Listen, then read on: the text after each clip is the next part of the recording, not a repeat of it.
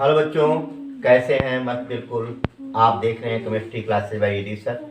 आप लोगों को कार्बोहाइड्रेट के बारे में बताया जा रहा था, ग्लूकोज के स्ट्रक्चर के बारे में आपको बताया जा रहा था, फिशर प्रक्षेपण सूत्र आपको बताया गया था। इसी फिशर प्रक्षेपण सूत्र के आधार पर अल्फा डी ग्लूकोज और बीटा डी ग्लूकोज इसके बारे में डिस्कस करेंगे। एक तो आपको फिशर प्रक्षेपण सूत्र बताया गया, दूसरा हावर्थ संरचना है, जिसे आपको पायरोनोव संरचना भी बोलते हैं। पायरोनोव संरचना के बारे में आप ध्यान देना कि इसकी पायरोनोव संरचना होती कैसे है, इस संरचनाओं की पुष्टि हम कैसे करते हैं, कि रेखीय है कि चक्रीय है, इसका हम आगे डिस्कस करेंगे। ठीक है, आप देखोगे पायरोनोव संरचना जो होता है, यहाँ पर देखिए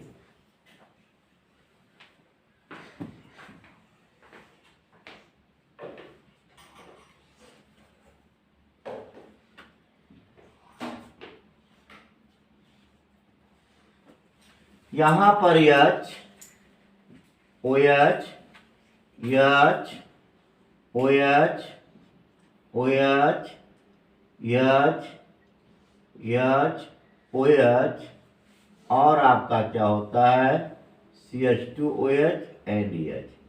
अब देखोगे अगर यहीं पर H एबव हो तो ये अल्फा डी ग्लूकोज बोला जाता है, अल्फा डी ग्लूकोज बोला जाता है। अगर यहीं पर बिलो हो, H अगर इसमें बिलो हो जाए उसे क्या कहते हैं, बीटा डी ग्लूकोज कहते हैं। ध्यान दीजिएगा, ठीक है। ये आपका क्या होता है, अल्फा डी ग्लूकोज और आपका क्या है, बीटा डी ग्लूकोज। ये आप देखेंगे, यहां पर ध्यान देंगे आप CH2OH H H OH OH H H और OH, ठीक है। ये आपका क्या है, beta D glucose.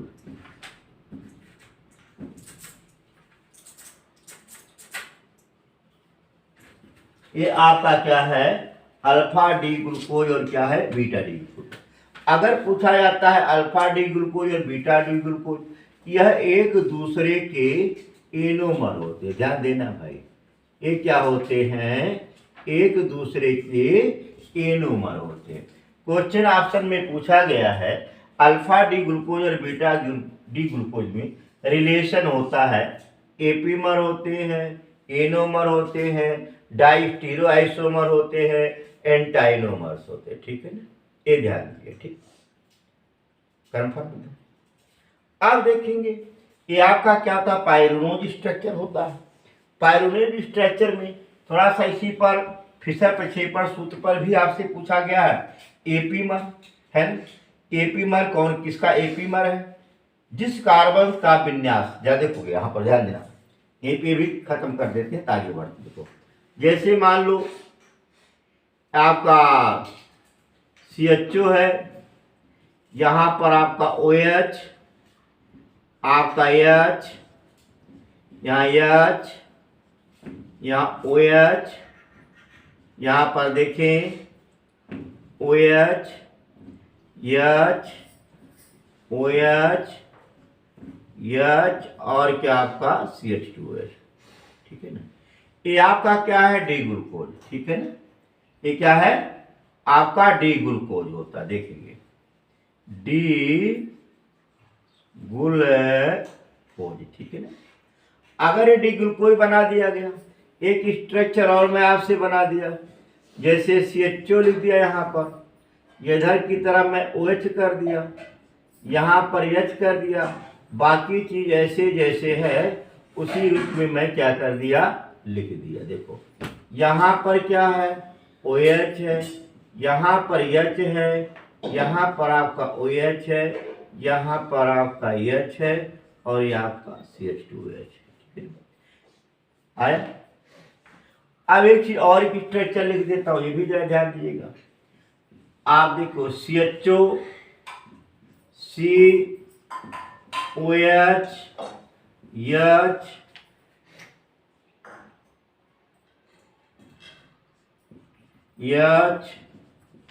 OH OH H and OH H और क्या होता है CH2H। ये आपकी मान लीजिए फर्स्ट संरचना है, ये आपका सेकेंड संरचना है और ये आपका थर्ड संरचना है। ठीक है ना। इन तीनों के बारे में पूछा जाता है। संरचना फर्स्ट संरचना सेकेंड का एंटाइनोमर्स डाइस्टीरियोआइसोमर है कि एपीमर। ठीक है ना। अब यहां देखो पहला कार्बन है दूसरा कार्बन। ठीक है, ये आपका पहला क्रियात्मक समूह, ये आपका दूसरा कार्बन। यहां पर दूसरे कार्बन का विन्यास क्या है, एक दूसरे के अलग है ना। इसका OH क्या है दाएं तरफ, इसका OH किधर है बाएं तरफ। अर्थात यहां पर फर्स्ट और सेकेंड में एक दूसरे के क्या एपीमर है। अगर आपसे क्वेश्चन पूछा जाता है एपीमर कार्बन कौन सा है, एपीमर कार्बन कौन सा है, दूसरा कार्बन। यानी कि आपका स्ट्रक्चर फर्स्ट स्ट्रक्चर सेकेंड एक दूसरे के क्या है एपीमर है। कौन सा संरचना एपीमर है, देखिए पहला ये दूसरा है ना।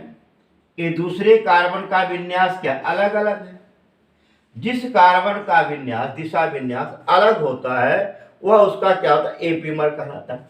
जैसे आप देखो संरचना फर्स्ट है और संरचना थर्ड, OH एक ही दिशा में इसमें भी है। यहाँ पर OH अलग अलग हो गया दिशा, बाकी डायरेक्शन क्या है सबका समान है। यानी ये पहला ये दूसरा ये तीसरा हो गया। यहाँ देखो पहला दूसरा और तीसरा हो गया। यानी कि संरचना फर्स्ट संरचना थर्ड का एपीमर है। क्या है एपीमर है। एपीमर कौन सा कार्बन है C3 है ना। C3 ये क्या है आपका एपीमर है। आपसे क्वेश्चन दिया जाता है कि फला फला में एपीमर कौन सा कार्बन है। ठीक है ना। तो जिस कार्बन का दिशा विन्यास ठीक है अलग होता है वह क्या होता है एक दूसरे के क्या होते हैं एपीमर होते हैं। बात कन्फर्म क्लियर हुआ। इस चीज को थोड़ा सा ध्यान दिए रखेंगे एनोमर और एपीमर के बारे में। ठीक है। जैसे अल्फा डी ग्लूकोज और बीटा डी ग्लूकोज क्या है एक दूसरे के, अल्फा डी ग्लूकोज और क्या है बीटा डी ग्लूकोज एक दूसरे के क्या एनोमर है। ठीक है। अगर ऐसी संरचना दी जाती है तो क्या होते हैं एपीमर संरचना बोला जाता है ना। एपीमर संरचना इसमें बहरहाल बोला जाता है। बात क्लियर, नोट करेंगे नोट कर ले।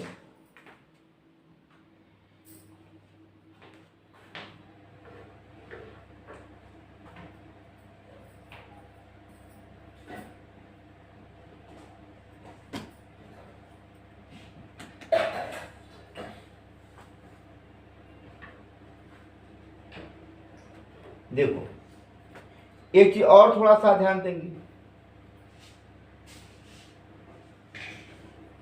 एपीमर आप डी ग्लूकोज है ना, इसे हम कहें एक दूसरे के डी ग्लूकोज एक क्या होगा डी माइनोज हो जाएगा। जब दूसरा कार्बन एपीमर होता है इसे क्या कहेंगे डी ग्लूकोज होगा और ये आपका क्या होता है डी माइनोज होता है। अगर तीसरा देखा जाता है तीसरा ए एल्ट्रोज होता है। अगर ये आपका डी ग्लूकोज है देखो क्या है डी ग्लूकोज और ये क्या है डी मैनोज। ठीक।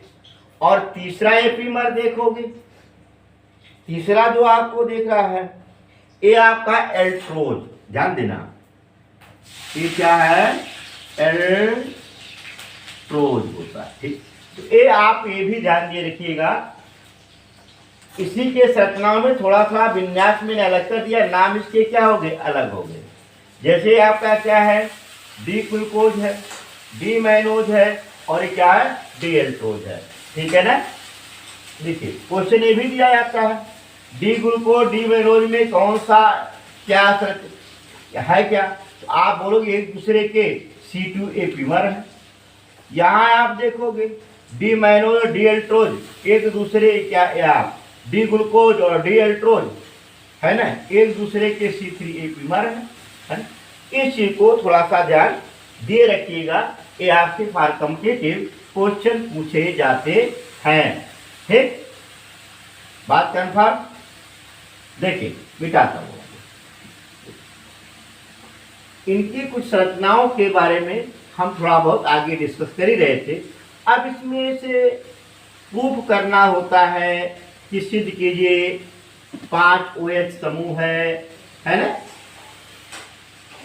सिद्ध कीजिए इसमें ब्रिज श्रृंखला का यौगिक है ना, सिद्ध कीजिए साइक्लिक यौगिक है, ब्रिज श्रृंखला का यौगिक नहीं है, वगैरह वगैरह। ठीक है ना।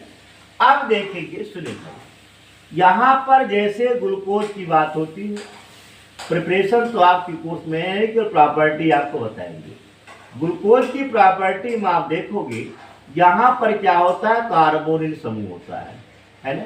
आप देखिए ग्लूकोज का जो फार्मूला है CHOH का, वो यहाँ पर देखें CH2OH होता है। ठीक है ना।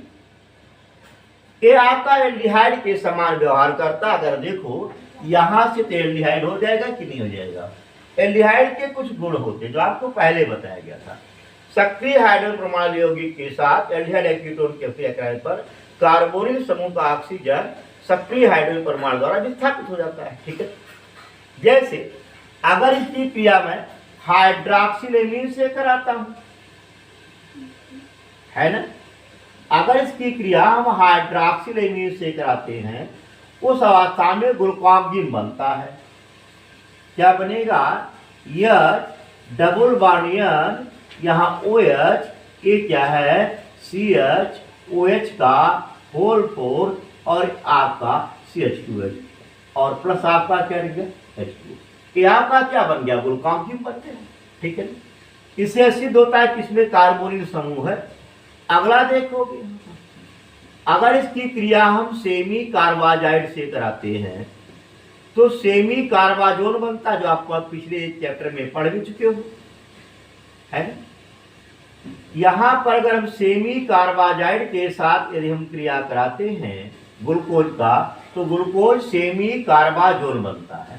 ध्यान देना, अगर ग्लूकोज की क्रिया सेमी कार्बाजाइड से कराते हैं, ये क्या है, सेमी कार्बाजाइड, आपका क्या बनेगा, ग्लूकोज सेमी कार्बाजोन बनता है, NaCO NH2 CHOH का होल 4 CH2OH प्लस H2। क्या नाम है इसका, ग्लूकोज सेमी कार्बाजोन। ठीक। अगर एक काम करते हैं हम फेनिल हाइड्राजीन के साथ अब क्रिया करा दें, देखो उस अवस्था में आपका जो बनने वाला कंपाउंड ग्लूकोजिन बनता है। ठीक है ना।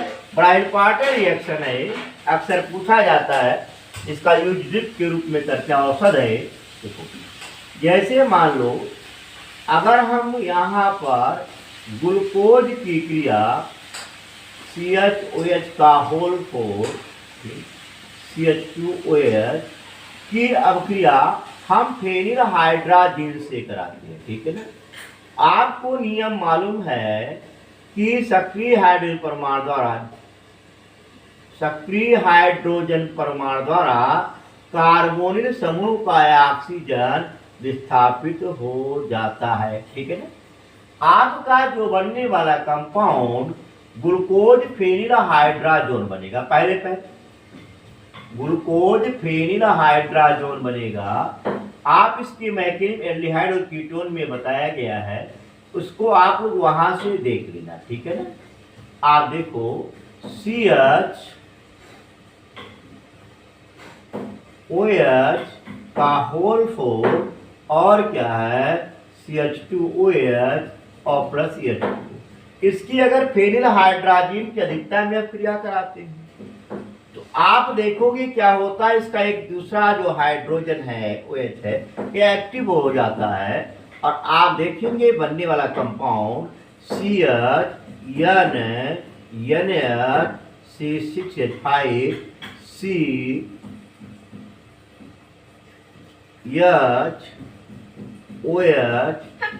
CH2OH का होता है CH2OH।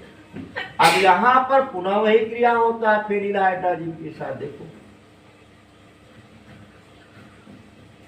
NH2 NHC6H5, यहां से आपका अमोनिया निकलेगा और यहां पर क्या बन गया, एनिलीन बन गया। ध्यान देना भाई, यहां पर अमोनिया निकला और एनिलीन बन गया। यानी आप देखेंगे CH डबल बॉन्ड NHC6H5, यहां पर देखिएगा C डबल बॉन्ड CHOH का होता है CH2OH प्लस क्या निकलता है अमोनिया प्लस C6H5। अब देखोगे फिर कार्बोनिल समूह उपस्थित आ गया, फिर कीटोन, फिर अब क्रिया करेगा और आपका बनाएगा, देखो सक्रिय हाइड्रोजन परमाणु का कार्बोनिल समूह का ऑक्सीजन क्या होगा, विस्थापित हो जाएगा। C6H5। यहां पर आप देखेंगे C double bond O CHOH का होता है CH2OH plus CH2 NHC6H5।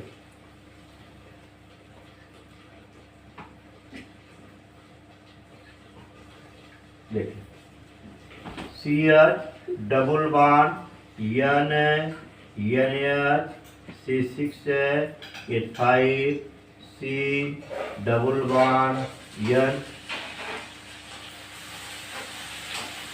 NHC6H5 CHOH का होता है CH2OH प्लस। देखिए आया, एकदम क्लियर हुआ।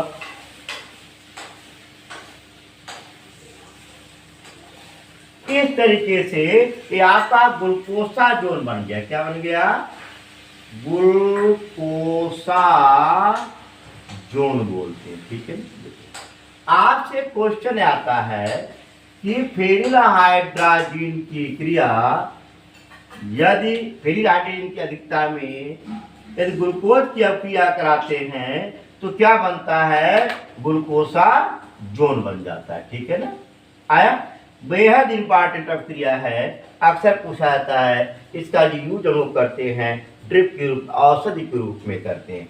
इंजेक्शन में जितने होते हैं आपका ग्लूकोसा जोन ही प्रयोग किया जाता है लिक्विड के रूप में, जो आपको न्यूरो संबंधी जो नर्वस सिस्टम होते हैं, क्या नाम है, इंटरवेनस जो इंजेक्शन होते हैं उसमें इसी को प्रयोग किया जाता है। ठीक, आप देखिए नोट कर लेंगे, इंपॉर्टेंट रिएक्शन है। अगला इसी पर देखिए, यहां पर अगर अमोनिया के साथ हम क्रिया कराते हैं तब तो यह क्रिया नहीं करता है। अगर अमोनिया के साथ अभिक्रिया नहीं किया इससे सिद्ध होता है कि इसमें कार्बोनिल समूह नहीं है। अगर कार्बोनिल समूह होता तो ये अमोनिया के साथ अभिक्रिया कर लेता, ये भी ध्यान दीजिएगा। अब यहां पर देखो, पहला चीज शुरू हो गया कि है कि नहीं है। अगर एक काम करते हैं, ग्लूकोज को अमोनिया के साथ अभिक्रिया कराते हैं तो अभिक्रिया नहीं हो। कंफर्म हुआ, पहला। दूसरा आइएगा, ठीक, अगर एक काम करते हैं, देखो ग्लूकोज की क्रिया हाइड्रोजन साइनाइड से कराते हैं, उस अवस्था में आपका क्या बनता है, ग्लूकोज साइनोहाइड्रिन बनता है। क्या आप देखो निगेटिव पॉजिटिव और पॉजिटिव और निगेटिव एडिशन रिएक्शन होता है, न्यूक्लियोफिलिक एडिशन रिएक्शन।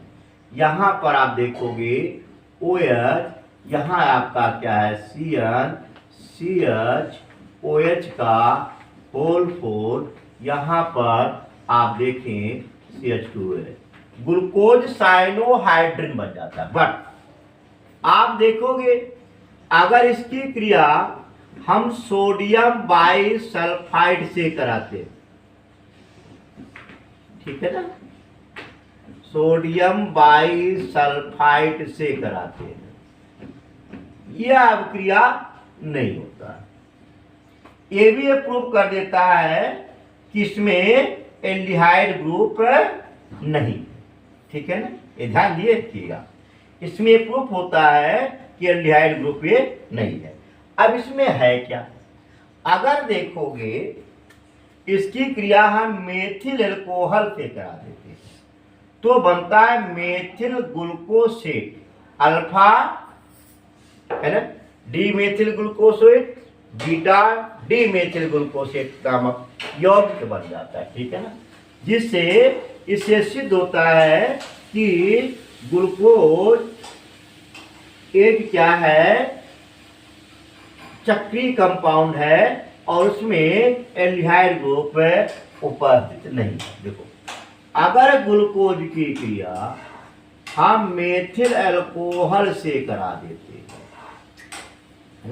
हेमी में आपको मालूम है यहाँ पर CH2OH है ना, अगर इसकी क्रिया CH3OH के साथ कराते हैं उस अवस्था में हेमी एसिटल बनना चाहिए था, क्योंकि आपने पढ़ा है अगर एक काम करते हैं एल्डिहाइड की क्रिया हम, है ना, कोई एल्डिहाइड ले लेते हैं, देखो जाओ एल्डिहाइड R ले लेता हूँ, अगर एल्डिहाइड की क्रिया हम मेथिल अल्कोहल से कराते थे उस अवस्था में आपको मालूम है हेमी एसिटल बनता था, याद होगा, है, ये क्या बनता था, हेमी एसिटल बनता था। यहां भी टाइप से कंपाउंड बनना चाहिए बट ऐसा होता नहीं दिखाई देता। यहां पर देखो कैसा कंपाउंड बनता है, इसके बारे में ध्यान दें।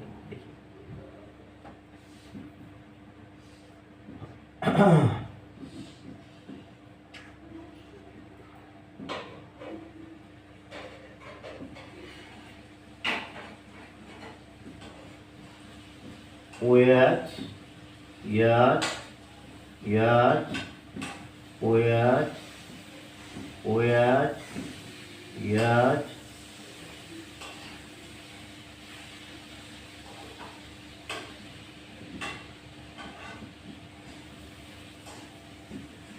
अल्फा मेथिल ग्लूकोसेट, ठीक है ना, और इसी तरीके से आपका दूसरा जो एलिमेंट बनता है OCH3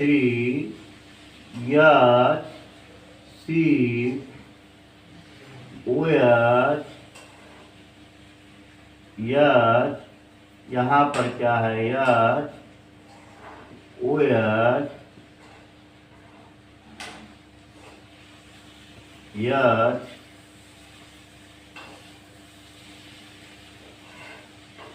OH आप देखेंगे यानी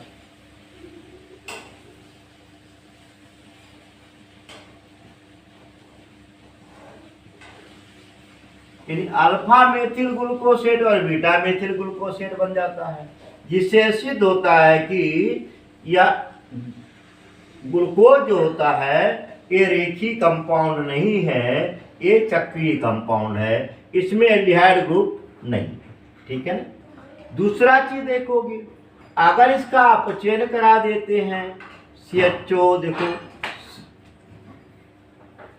देखेंगे, अगर इसका हम अपचयन कराते हैं CHOH का होल 4 और क्या है CH2OH, ठीक है ना। इसका अगर अपचयन कराते हैं HI प्लस पीरियड के उपस्थिति में, उस अवस्था में आपका जो बनता है N हेक्सेन बनता है, CH3 CH2 का होल 4 और क्या है CH3 और प्लस वाटर मॉलिक्यूल डिसॉल्व होता है, क्या बन गया N हेक्सेन बनता है। इससे सिद्ध होता है कि यह 6 कार्बन संख्या का 6 विविध कार्बन संख्या का यौगिक होता है, यानी ये रेखिक यौगिक होता है, ठीक है ना। इससे यह प्रूफ होता है कि जो ग्लूकोज होता है 6 कार्बन संख्या का विवृत यौगिक होता है, ठीक है ना, यानी कि रेखीय यौगिक होता है, ठीक। ये भी इससे प्रूफ हो जाता है, ठीक। अगला एक चीज देखेंगे, ध्यान देंगे, आया एकदम। अगला एक चीज देखो, इसमें कुछ और प्रूफ होते हैं। अगर यहां पर आप देखिए, अगर PCl5 के साथ क्रिया कराते हैं, OH के स्थान पे क्या आता है Cl आ जाता है। अगर PCl5 के साथ अब क्रिया कराते हैं, उस अवस्था में पेंटा क्लोरो ग्लूकोज बनता है, Cl यहाँ पर CH2Cl प्लस क्या होता है POCl3 और प्लस आपका HCl। देखो OH के स्थान पे Cl लाना है, PCl5 लगाना है। देखो यहाँ पर एक ही देखो, इससे सिद्ध होता है इसमें कई OH समूह उपस्थित है, 5 OH समूह उपस्थित है। अगर इसके एनहाइड्राइड के साथ अब क्रिया करा देते हो, देखो CHO CHOH का होल 4 क्या है CH2OH, ठीक है। अगर इसको एसिटिक एनहाइड्राइड के साथ अब क्रिया कराते हैं, फिर वही एसिड समूह सक्रिय हाइड्रोपरमाणु द्वारा एसिड समूह विस्थापित होता है और एस्टर बनता है। CHO CHO CO CH3 का whole 4 CH2O CO CH3 plus आपका क्या बनेगा CH3COH, कै मॉलिक्यूल 5 मॉलिक्यूल, ठीक है ना। इससे प्रूफ होता है कि ग्लूकोज में 5 OH समूह उपस्थित है। आप लोगों से क्वेश्चन पूछा जाता है कि सिद्ध कीजिए कि ग्लूकोज कोई ऐसी रासायनिक अभिक्रिया दीजिए जिससे सिद्ध होता है कि ग्लूकोज में 5 OH समूह उपस्थित है। तो आपको एस्टरिफिकेशन और PCl5 के साथ क्रिया आप लोगों को मालूम है, ठीक है, बात कन्फर्म क्लियर हुआ। तो आप इसे देख करके ये सिद्ध कर सकते हो कि ग्लूकोज में कै OH समूह उपस्थित है, 5 OH समूह उपस्थित है। बात कन्फर्म क्लियर हुआ। अगर एक चीज देखते हैं, यहां पर ध्यान देंगे, 2-4 रिएक्शन और है, खत्म कर देते हैं इसको। देखो अगर ग्लूकोज को सांद्र नाइट्रिक एसिड की उपस्थिति में ऑक्सीकरण करा दी, ठीक है ना। देखो देखो यहां पर ग्लूकोज को सांद्र नाइट्रिक एसिड के उपस्थिति में यदि ऑक्सीकरण कराते हैं, कंसंट्रेट HNO3 की उपस्थिति में ऑक्सीकरण कराते हैं, उस अवस्था में ग्लूकोज चक्रिक एसिड बनता है, यानी COH यहाँ पर CHOH का होल 4 और ये क्या बनेगा COH। क्या नाम है इसका? ग्लूकोसैकरिक अम्ल बनता है, ठीक है ना। या इसको ग्लूकेरिक एसिड भी बोलते हैं, या ग्लूकेरिक या ग्लूकोसैकरिक एसिड। देखो ग्लूकोसैकरिक रिक एसिड बोलते हैं, या इसको या ग्लूकेरिक बोलते हैं ग्लूकेरिक, ठीक, इसका नाम होता है। ठीक, अगर एक काम करते हैं इसकी क्रिया ब्रोमीन जल से करा दे, CHOCH का क्या है होल 4 CH2H। अगर इसका ऑक्सीकरण हम किससे कराते हैं ब्रोमीन जल से, ठीक है ना, उस अवस्था में आपका जो बनने वाला कंपाउंड ग्लूकोनिक एसिड बनता है। CHOH का होल 4 CH2OH, ये क्या बन गया आपका ग्लूकोनिक एसिड बन जाता है। ठीक, नोट कर लें।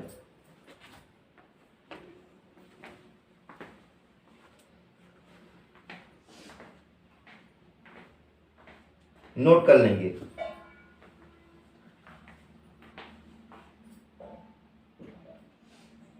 आगे बढ़ते हैं। देखो क्लियर हो गया। अगला देखिए एल्डिहाइड की कुछ पहचान होती है, जैसे फैलिंग विलेन के साथ अक्रिया, टॉनल एजेंट के साथ अक्रिया है ना, फैलिंग विलेन और टॉनल एजेंट के साथ अक्रिया भी होती है। देखो अगर एक काम करते हैं ग्लूकोज को फैलिंग विलेन के साथ अक्रिया करा देते हैं तो उस अवस्था में क्या बनता है ग्लूकोनिक एसिड बन जाता है। कहीं गिर दिया देखो, और रजत दर्पण बनता है CHOH का होल 4 CH2OH। अगर इसकी क्रिया हम किससे करा दें टॉलर रिएजेंट से, उस अवस्था में आपका बनने वाला कंपाउंड ग्लूकोनिक एसिड बनता है और सिल्वर मिरर बनता है। रजत दर्पण का काला अवक्षेप प्राप्त होता है।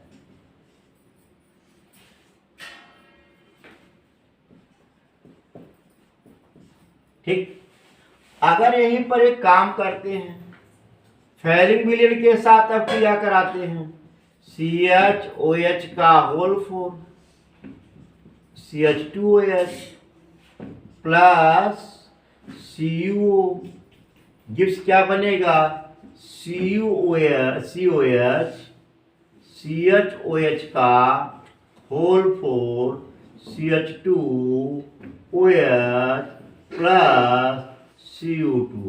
इससे सिद्ध होता है कि ग्लूकोज एक अपचायक शर्करा है। ये क्या है, इस प्रूफ से सिद्ध होता है कि ग्लूकोज एक अपचायक की तरह व्यवहार करता है। ये एक अपचायक क्या है शर्करा है। ठीक, क्वेश्चन आता है कि प्रूव करिए कि ग्लूकोज एक अपचायक शर्करा है। ठीक है ना, तो आप यहाँ पर ध्यान देंगे ये टारम कर्म फैलिंग विलेन के साथ अक्रिया करके आपका क्या बनता है ग्लूकोनिक एसिड बनाता है, और टारम कर्म के साथ रजत दर्पण देता है काला अवक्षेप, और यहाँ पर क्या करता है फैलिंग विलेन के साथ अक्रिया करके ग्लूकोनिक एसिड बनाता है और क्यूपरस ऑक्साइड का लाल अवक्षेप बना लेता है। क्लियर आया एकदम, कोई दिक्कत? नोट कर लें, नोट कर लें। एक आध रिएक्शन और बचे हैं।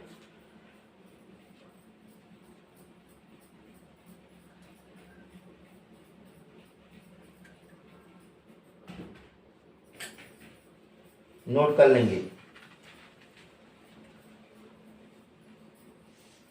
हो गया।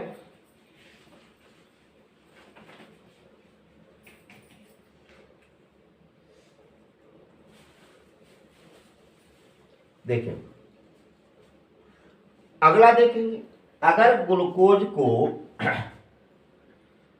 का लवणीकरण है ना, तो ग्लूकोज का लवणीकरण क्या होता है, अगर ग्लूकोज को धातुक हाइड्रोक्साइड के साथ क्रिया करा देते हैं तो उस अवस्था में आपका ग्लूकोज का लवणीकरण हो जाता है। जैसे आप देखोगे ग्लूकोज की क्रिया अगर मैं कैल्शियम हाइड्रोक्साइड के साथ करा दूं C6 या 12O6 से और कैल्शियम हाइड्रोक्साइड के साथ करा देता हूं अम्ल की उपस्थिति में या Cl की उपस्थिति में, उस अवस्था में कैल्शियम ग्लूकोसेट बनता है। C6 या 12O6 डॉट CaO बनता है और प्लस H2O। इसे क्या कहते हैं? कैल्शियम ग्लूकोसेट। कैल्शियम ग्लूकोसेट है। तो ये आपका क्या बन जाता है? कैल्शियम ग्लूकोसेट बन जाता है ना।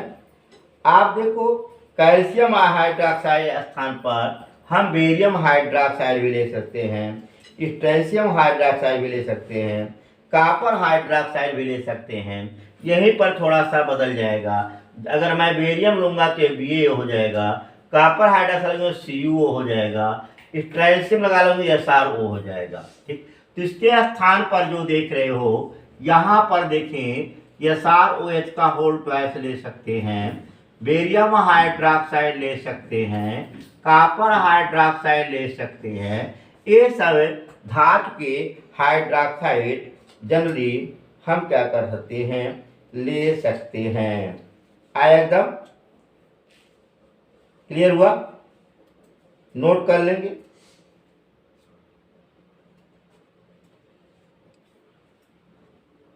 देखिए ये आपकी क्या होती है, इसकी रासायनिक कुछ अभिक्रियाएं होती हैं जो आपको जनरली क्या हो गई बता दी गई, जो बोर्ड परीक्षाओं में आपसे पूछा जाता है, छोटा मोटा कंपटीशन में भी पूछा जाता है, जिसे आप लोग ध्यान देंगे। ठीक है ना?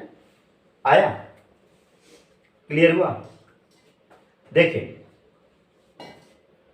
इसी पर आप लोगों का जो टॉपिक है बंद करते हैं।